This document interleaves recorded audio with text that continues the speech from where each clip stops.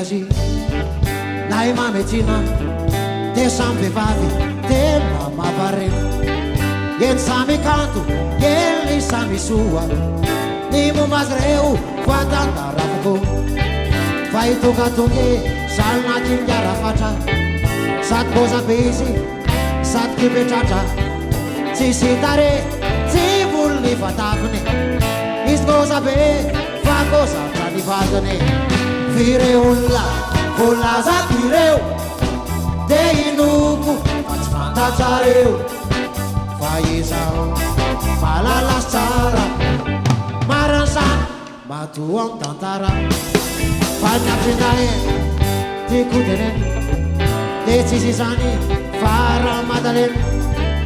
izy io indray ty karazanda ka tsy nagaga raha niteraka maza fa ny tena kanto hoe lay mavitazy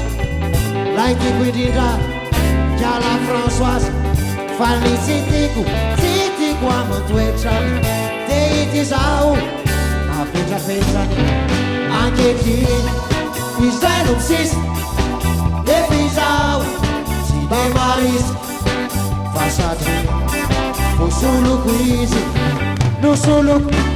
any madame ityvizy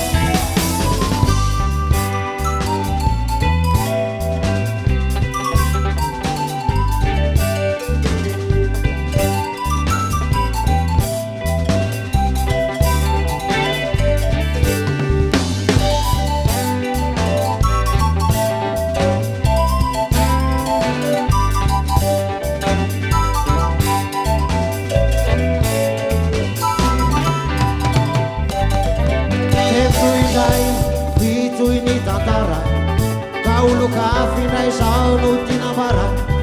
raha vao mary zay latsaka rano hatramizao tsy tongato antrano fampanakaize mankaiza toko ainy farotena miaraka amin'ny volaso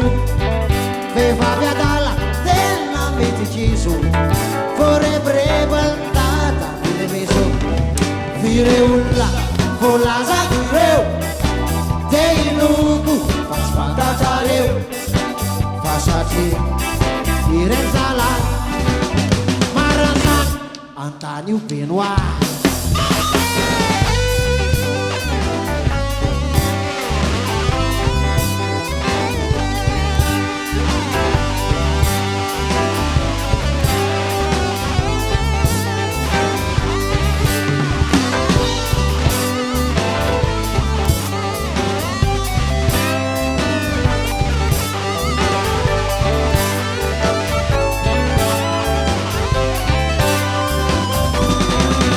saikadiny hoe